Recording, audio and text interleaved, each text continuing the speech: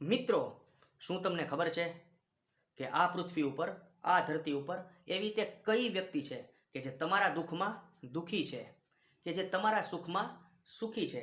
તમે જ્યારે રડો છો ને ત્યારે એ વ્યક્તિ રોવે છે. તમે જ્યારે ખુશ થાવ છો ત્યારે એ વ્યક્તિ પણ ખડખડાટ હસે છે, કિલકિલાટ હસે છે, અંતરથી હસે છે, આનંદથી હસે છે. તમે જ્યારે હારો છો ત્યારે વ્યક્તિ જાણે હારી જાય છે, પડી ભાંગે છે અને તમારો સહારો બને છે. તમે જ્યારે જીતો છો ત્યારે વ્યક્તિ જાણે જગ જીતી લે છે. મિત્રો, શું તમને ખબર છે એવી તે કઈ વ્યક્તિ છે કે જો તમે એનાથી આગળ વધી જાઓ ને, તમે એનાથી પ્રગતિ કરી જાઓ ને, તો એ તમારી પ્રગતિથી ઈર્ષા નથી કરતી, પણ આનંદ અનુભવે છે અને એવી કામના કરે છે કે તમે આગળ વધો. ખબર છે એ વ્યક્તિ કોણ છે? એ વ્યક્તિ છે પિતા, પપ્પા, ફાધર, બાપુજી. જી હા મિત્રો, પપ્પા, ફાધર આ શબ્દમાં એટલી લાગણી કે રસ નથી, પણ પિતા શબ્દ જો વિશાળ છે. એકવાર બોલી જુઓ, પિતા.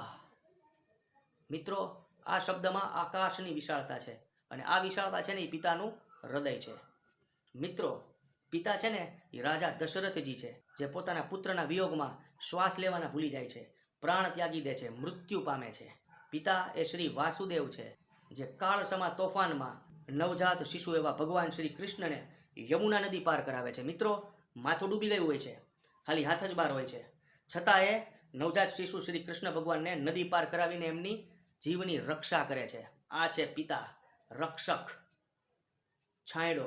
મિત્રો, જ્યાં સુધી પિતાજી છે ને ત્યાં સુધી ઘણી બધી વસ્તુ એવી છે કે જે તમારા સુધી આવતી જ નથી. આ તો ન હોય ને ત્યારે ખબર પડે કે ચણા છે ને એ લોખંડના છે, ચાવી ન શકો. એની માટે તાકાત જોઈએ, દિલ જોઈએ, જીગર જોઈએ. તો મિત્રો, આજે ફાધર્સ ડે છે, તો બધા જ પિતાને આપણે કરીએ કોટી કોટી વંદન અને આશીર્વાદ માગીએ.